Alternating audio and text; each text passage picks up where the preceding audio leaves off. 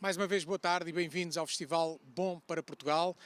Estamos aqui prestes a iniciar mais uma conversa. Esta um pouco mais séria, mas vamos tentar levá-la a cabo da forma mais informal possível. Aqui à minha direita tenho a Susana Torres, mental coach, reconhecidamente ligada a alguns momentos históricos da história recente do futebol português. Já lá vamos, vão com toda a certeza identificar esses momentos. E aqui à minha esquerda tenho Bernardo Tengarrinha, jogador que começou a sua formação no Benfica, passou também pelo Futebol Clube Porto, vários clubes de Primeira Liga em Portugal, jogou também no estrangeiro, nomeadamente ao serviço do CSKA de Sófia, e vamos falar aqui sobre mental coaching.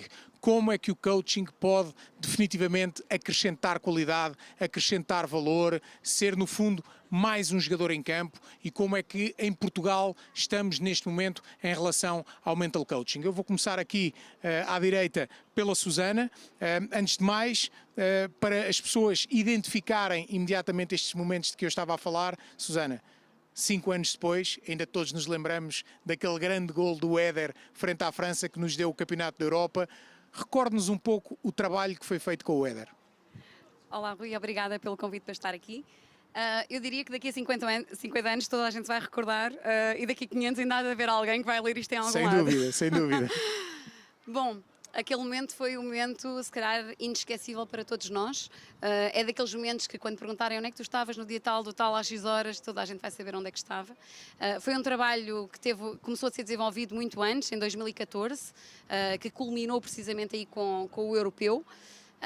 E foi todo um trabalho de coaching de alta performance, onde nós trabalhamos a parte mental de um jogador para que ele consiga atingir elevados resultados de excelência, que neste caso foram mesmo excelentes.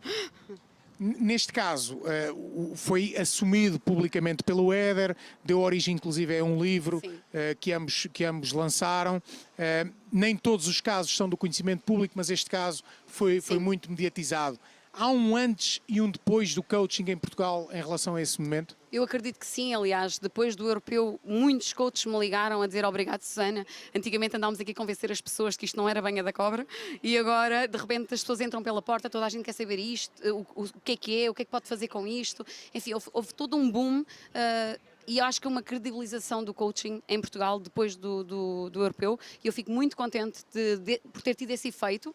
E aliás, o Éder, quando nós estávamos no campo, depois dele marcar o golo e quando o jogo acabou, ele veio ter comigo e disse-me que na flash interview tinha falado que queria dedicar o golo à mental coach, e disse, olha, agora aguenta-te.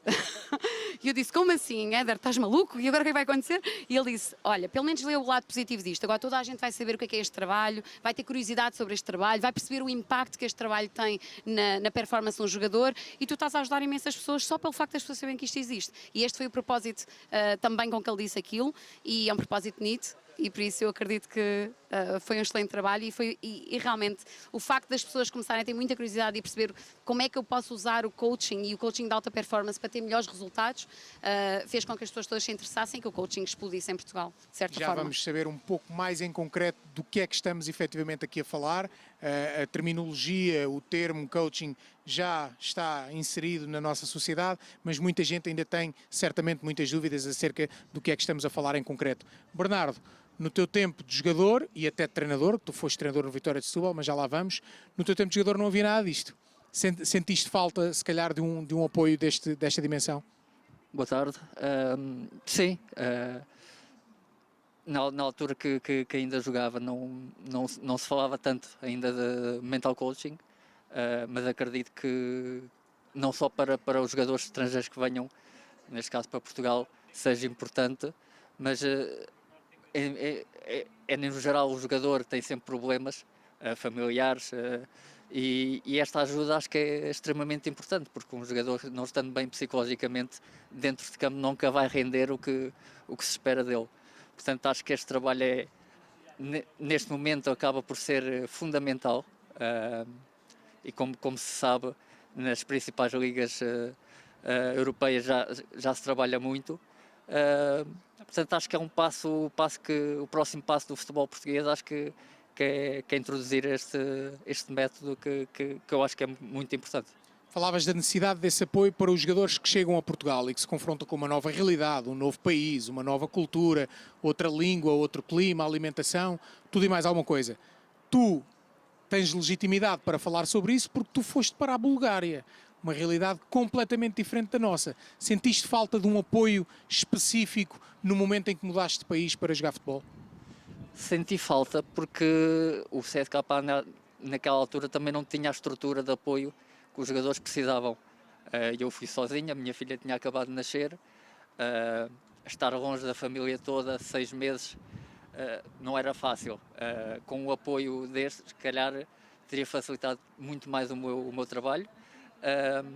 Não sei se tem alguma coisa a ver ou não. Não joguei tanto, a cabeça não funcionava como deveria. Dentro de campo também não Sentes que está diretamente relacionado? Completamente.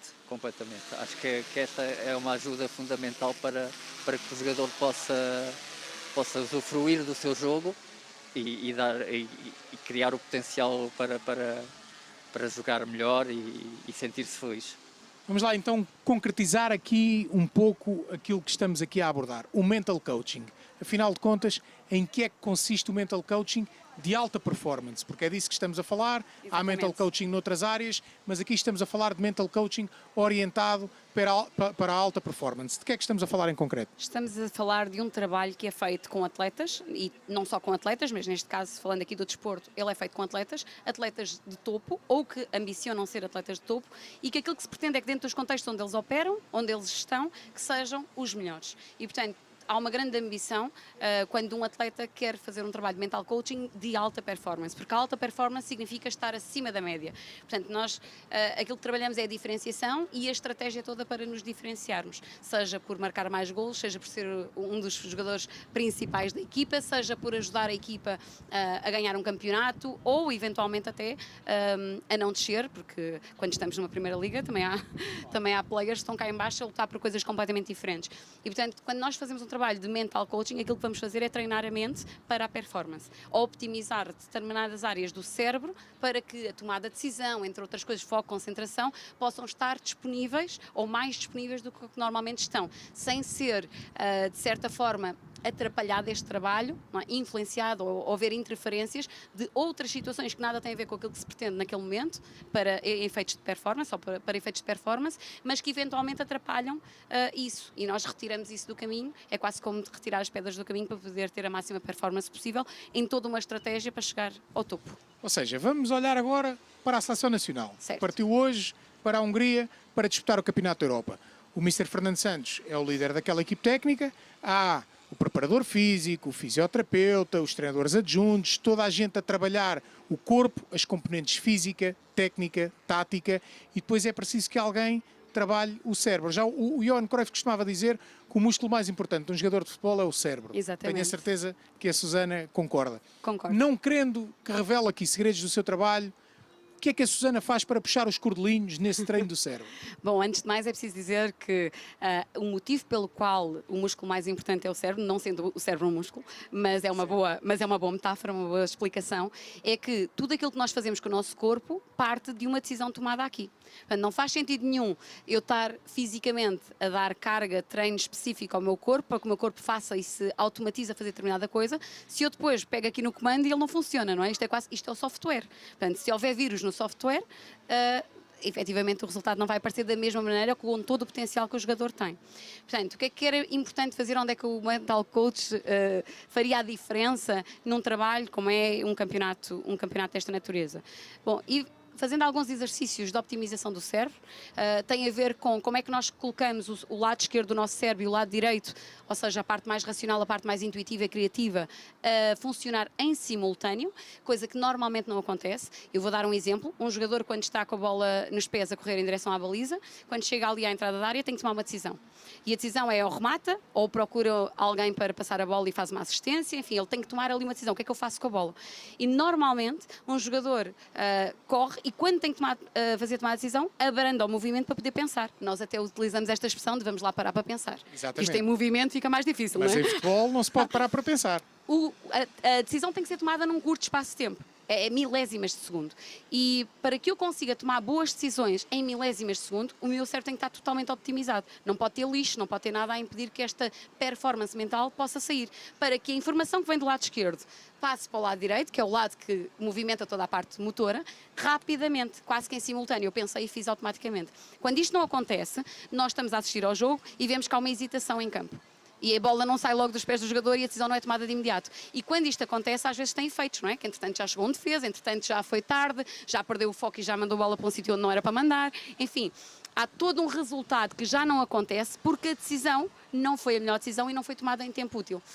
E estamos a falar de microsegundos. Então, milésimas de segundo, melhor dizendo. Então, esta optimização do cérebro permite que haja uma fluidez entre tudo que é motor e a tomada de decisão, o que torna os jogadores com maior visão de jogo, porque conseguem estar em operação e também em decisão ao mesmo tempo. Portanto, logo aí também, não é? Exatamente, logo aí faz toda a diferença. Não pode ter lixo, essa expressão é interessante e já vamos pegar nisso, que eu acho que é importante explorar um bocadinho mais essa situação.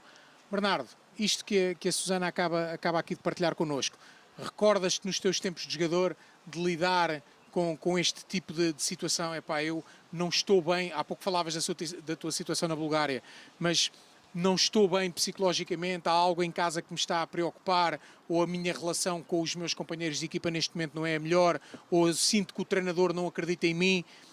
Transportavas estes problemas para dentro do relevado? Sentias que isso afetava a tua performance? Completamente. Não era algo que nós fazemos por querer, mas inconscientemente, claro. inconscientemente vamos transpor isso para o jogo.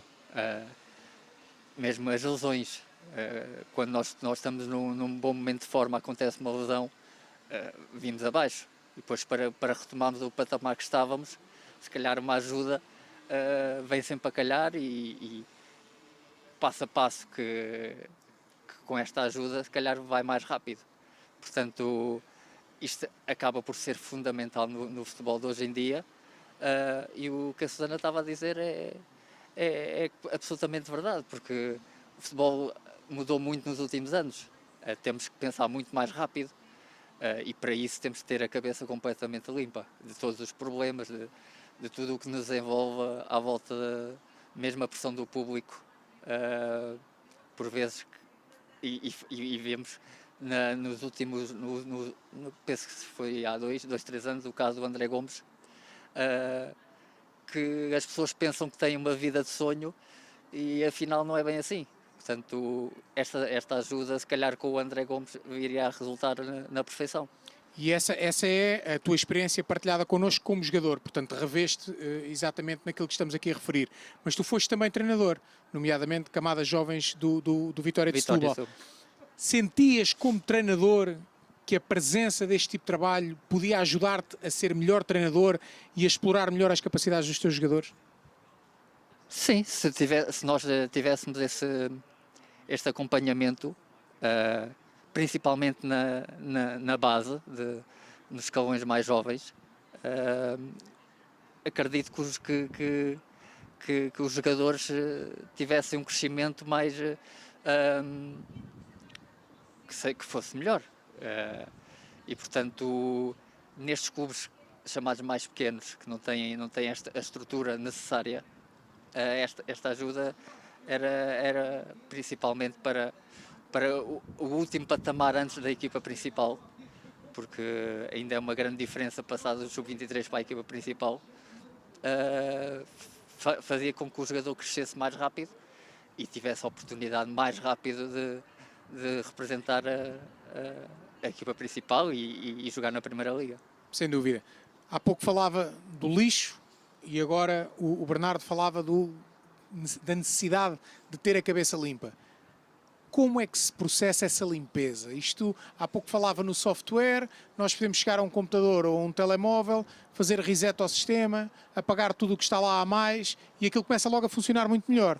Como é que nós fazemos isso ao cérebro humano? Primeiro é preciso entender que isto é tudo uma questão de perspectiva.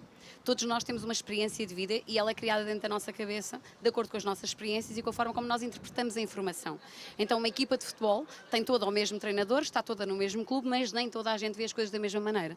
Nós vemos as coisas da maneira que as vivemos e de acordo com as experiências que temos e com os valores que para nós são os valores que nós assumimos para a vida. Então, todos nós temos uma perspectiva diferente das coisas. E logo aí, eu diria que logo aí é onde a história começa. Como é que eu estou a olhar para isto e como é que eu estou a processar toda esta informação, que é como quem diz o que é que isto significa. Então, o significado que cada pessoa dá a determinada coisa, a determinado resultado em campo, a determinado treino, a uma palavra do treinador, a tudo aquilo que acontece à sua volta, o significado que nós damos vai moldando as nossas decisões daí para a frente. E existe também algo que é importante referir, é que nós planeamos o nosso futuro com base na nossa experiência passada. Ou seja, com base naquilo que aconteceu ontem, no jogo que eu tive a semana passada, na experiência que eu já tive com esta equipa, enfim, com base em tudo o que já me aconteceu, eu vou escolhendo o que é que eu não quero repetir e o que é que eu gostaria de melhorar. Mas o que eu não quero repetir é um alerta no meu cérebro.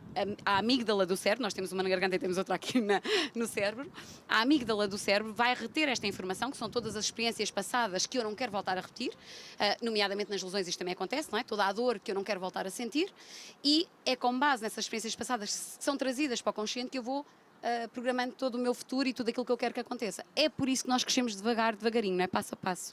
Porque nós crescemos a evitar que nos aconteçam coisas más. Então, quando nós fazemos este trabalho e queremos limpar a cabeça disto, nós temos que... Há todo um processo e todas as técnicas que nós utilizamos e exercícios que nós fazemos para que o jogador comece a traçar todo o seu trabalho futuro e a sua vida futura e tudo aquilo que são os seus objetivos com base no que está a acontecer agora.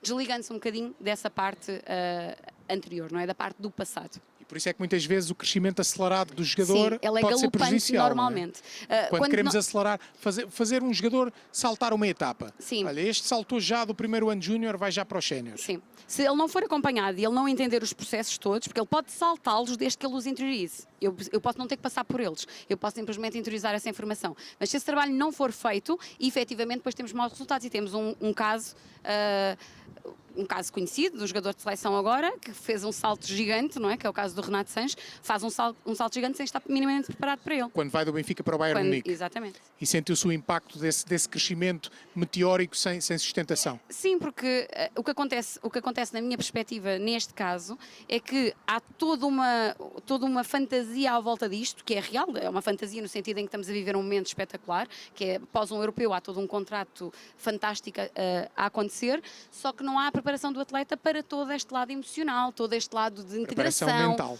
Mental, exatamente. Todo este lado de quem sou eu quando chegar àquela equipa, não é? Onde é que eu me posiciono nesta equipa? Portanto, todo esse trabalho não foi feito. E, portanto, o jogador sai de um europeu, não é? E quando sai de um europeu onde nós ganhamos, eu sou o maior. Exatamente. E, portanto, chega um sítio onde alguém diz assim, senta-te aí que tu não és o maior aqui, és o maior lá. Aqui não és. E tudo isso deveria ter sido alvo de uma preparação mental para que ele conseguisse fazer uma integração mais pacífica, mais equilibrada e toda voltada para o resultado que ele pretendia lá. Não querendo ser eu a dizer os nomes, a Susana dirá aqueles que acha que pode mencionar. Dê-nos alguns exemplos do trabalho que tem desenvolvido com jogadores conhecidos, se o puder fazer, para que as pessoas percebam um bocadinho melhor o impacto do seu trabalho. Ok, então eu posso falar aqui de dois jogadores, porque eles próprios mencionaram o trabalho. Um deles foi o Jonas, que já não joga, mas jogou no ponta de lança do Benfica. Exatamente. Ponta de lança é engraçado dizer isso, não é? Porque ele não era ponta de lança. Sabe. O Rui Vitória adaptou para ponta de lança e já fez parte do nosso trabalho. Nós estávamos a trabalhar quando isso aconteceu. E é curioso que quando o Rui Vitória diz agora vais ser ponta de lança, o Jonas não gostou da ideia. Mas já fez não queria jogar no eixo do ataque. Não queria. Portanto, ele achava que era um criador, não é? Que era alguém que começava uma jogada e ia lá à frente finalizá-la. E, portanto, ele queria todo aquele percurso, todo aquele espaço. E pegar no lado positivo disto e nos benefícios disto e fazer o jogador olhar para uma coisa que à partida parece que é má ou que é contra mim, não é? Eu, enquanto jogador, o treinador está-me a pedir isto não faz parte das minhas características, tenho 33 anos, isto nunca me aconteceu, nunca nenhum treinador me pediu isto, enfim, e olhar para aquilo como isto é uma grande oportunidade para mim para atingir um determinado resultado. Esse pensamento precisa ser construído e fez parte do nosso trabalho. Eu trabalhei com o Jonas 2 épocas, um final de época quando ele regressa daquele problema do tornozelo e fazemos o final de época onde ele marca 10 golos e a época onde ele marca 34 e se torna o melhor marcador da Europa ao lado do Messi. Portanto, todo aquele trabalho foi desconstruir uma mentalidade que o Jonas tinha de que eu estou em fim de carreira, gostaria de terminar Existia o fim... esse receio Existia, no Jonas? claro, O Jonas partilhou o conselho? Partilhou o Jonas e a mulher do Jonas, que a primeira reunião que eu tenho é com os dois, num hotel, com ele e com a mulher, e até foi a mulher que falou mais do que ele. Eu sei, olha, o Jonas está com muito medo. O Jonas acha que... As mulheres gostam muito de... Típico. de adiantar assim umas informações. E, efetivamente ele sentia que talvez não tivesse já a capacidade de acabar a carreira ao mais alto nível. Até por causa da lesão que ele a lesão que não foi lesão, foi um problema. Que depois enfim, o retirou 6 meses dos transformar gravados. até numa doença, Num bactéria, problema. hospitalar. E ele também tinha problemas na lombar, assim, havia uma série de problemas que foi só disso que ele me falou na nossa primeira reunião, todos os problemas que ele tinha. Ao ponto de eu dizer, já percebi quais são os problemas, diz-me lá quais são agora as soluções e o que é que tu queres fazer. Mas ele não se via como a pessoa ou o jogador capaz de ser o melhor jogador da equipa, ou o jogador mais influente da equipa, ou o melhor marcador do campeonato, ou sequer o melhor marcador da Europa. Ele não se via assim. Gostava que isso acontecesse, mas não se via com essa capacidade. Portanto, o que nós fizemos durante 1 ano e meio foi desenvolver essas competências todas, que começam aqui e depois se transformam para o talento que ele é, não é? Portanto, eu não fui ensinar o Jonas a jogar a bola, como é óbvio. Exato. Mas há pouco a Susana dizia-me, e creio que o pode revelar, que foram sendo estipulados objetivos. Sim, sim. Neste caso em concreto, Exatamente. houve 2 que acabaram por ser O primeiro atingidos. objetivo que nós estipulámos foi, eu perguntei-lhe o que é que ele queria fazer em termos de objetivos, e atenção que ele jogava um bocadinho mais atrás, ele ainda não era ponta de lança, e ele disse, bom, o meu objetivo é fazer 20 golos, se eu fizer 20 golos é uma época espetacular, tendo em conta a minha posição, portanto eu quero 20 golos, e nós fizemos todo um trabalho de foco e de orientação para o golo, trabalho específico, ele desenvolveu uma série de... Isto há toda uma panóplia de coisas que nós fazemos para aquele objetivo específico. Inclusive, no caso do Jonas, nós escolhíamos os momentos do golo, o momento em que ele procurava o golo, que eram os minutos iniciais do jogo e os minutos iniciais a seguir ao intervalo. Portanto, aqueles eram os minutos-chave onde ele... Definido pelo Jonas ou pela Susana? Definido pelo Jonas. Assim, há toda uma leitura do que é que acontece. O Benfica era uma equipa que na altura, quando entrava muito relaxada no intervalo, e ele queixava-se disso, e nós dissemos, ok, temos que colocar energia aqui. Portanto, estes são os minutos onde nós vamos fazer ataque, nem que seja sozinho. Criar jogadas de ataque aqui neste momento, porque é o momento que tu crias ritmo, tendo em conta que ele na posição dele, ele consegue gerar esta dinâmica na equipa, e tu vais contrariar um bocadinho esse estado habitual de entrar após uma segunda parte, principalmente se estivessem a ganhar. Muito bem.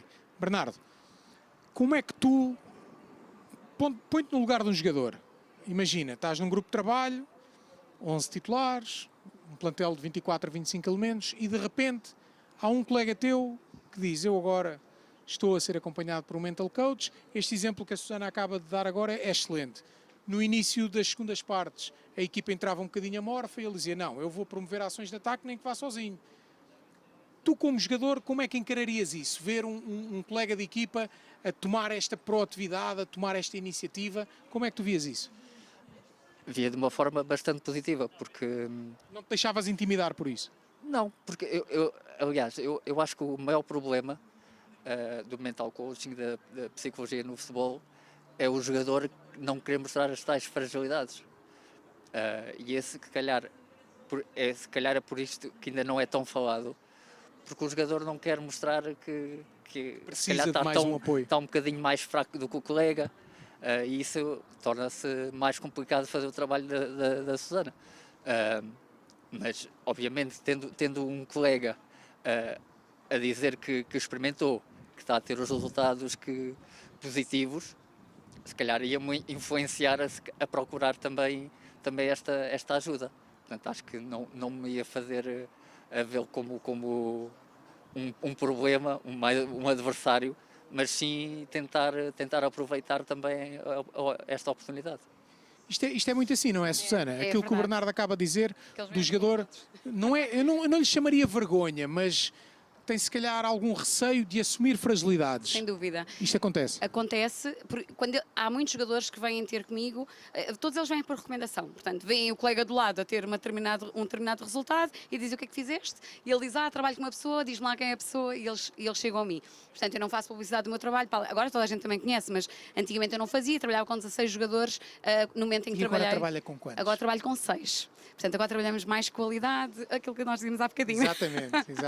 Agora reduzimos a quantidade e optamos pela qualidade. São todos jogadores de seleção e estão na Premier League, estão em Espanha, estão em Inglaterra, Itália e cá em Portugal também. Todos portugueses? Não são todos portugueses, não são todos portugueses. Mas eu há bocado ia dizer o segundo exemplo, e o segundo exemplo é o Bruno Fernandes, que veio, o Bruno Fernandes chega a mim, quando estava no Sporting, através do Rony Lopes.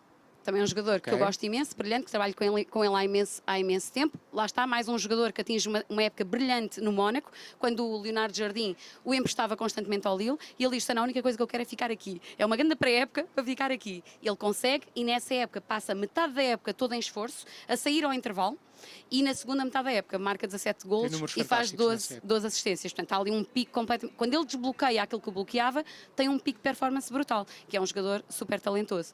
E através desse resultado, o Bruno Fernandes fala com o Rony e diz: o que é que tu fizeste para conseguir esse resultado? E ele disse: trabalhei com a Susana, eu trabalho com a Susana, ele ainda trabalha, e o Bruno Fernandes chega a mim através do Rony. Portanto, eles vêm assim, por ver os resultados uns dos outros. Ou seja, não vamos dizer que tudo isto que o Bruno está a alcançar foi a Susana que lhe ensinou. Não, também não ensinei o Bruno a jogar a bola, não. Mas o próprio Bruno, com toda a certeza que deu um salto qualitativo e quantitativo. Sim. Depois de começar a trabalhar consigo. Já não temos muito tempo, mas é importante percebermos, no caso do Bruno, se é que pode revelar qual foi o ponto onde a Susana teve de tocar.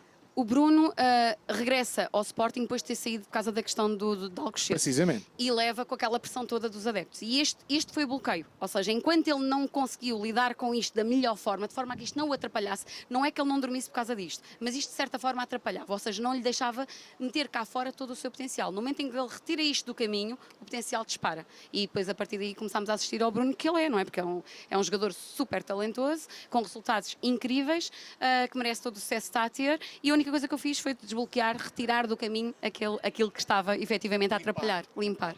Bernardo, tu estavas ali comigo, também ouviste, eu não sonhei, a Susana a dizer que não percebe nada de bola. Ouvi. Lembras-te? Ou pelo menos que não percebia. Agora já percebe um bocadinho. É. Mas quando começou a trabalhar com jogadores nem sabia o que era um fora de jogo. É possível isto? Ajudar um jogador a atingir estes patamares sem se perceber nada de futebol? Não, eu acho que estava a ser modesta. Estava a ser modesta, Estava a não ser é? modesta. Tem que saber sempre o mínimo para se poder ajudar em qualquer profissão. Este trabalho ainda mais, porque tem que entrar em certos pormenores do jogo. É muito específico. Exatamente. Portanto, acredito que estava a ser modesta. É assim, Susana? É assim, na verdade, quando eu comecei mesmo com o Éder, eu não dominava completamente. Sabia que eram fora de jogo, eu sempre acompanhei o Benfica desde miúda, e os jogos da seleção, e portanto eu sabia. Mas não dominava completamente as técnicas, as posições e tudo aquilo que era a função de cada um deles. Mas tenho aprendido bastante. Aliás, uma das pessoas com quem eu falo muitas vezes é com o Jorge Jesus. Temos muitas conversas sobre futebol e o Jorge Jesus faz questão de dizer assim: deixa-me explicar-te como é que isto funciona, porque tu tens de saber isto, Susana. Tens de saber que depois os jogadores, eles perguntam-te, eles estão a falar contigo, tu não percebes nada do assunto, deixa-me lá explicar-te. Ele é um professor e ele explica muita coisa e aprendi bastantes coisas com ele também. Já não temos muito tempo, mas eu acho que é importante também fazer-lhe esta questão. A Susana está aqui a falar dos jogadores com quem trabalha, fala agora do Mr. Jorge Jesus, mas percebi que não há um clube ou clubes com quem faça um trabalho específico. Em Portugal, tanto quanto sei, os clubes ainda não têm uma área de coaching, não têm mental coach inserido nas suas estruturas, mas isto na Premier League já acontece. Sim. Porquê é que em Portugal ainda não acontece? Eu penso que tem a ver um bocadinho com esta nossa mentalidade. Primeiro, esta guerra que existe entre coaches e psicólogos, não é? Quase como se uns fazem o trabalho dos outros e eu acredito que são trabalhos complementares. Diferente. Sim, são completamente diferentes e são complementares. Cada um tem o seu espaço e cada um tem uma função diferente neste trabalho.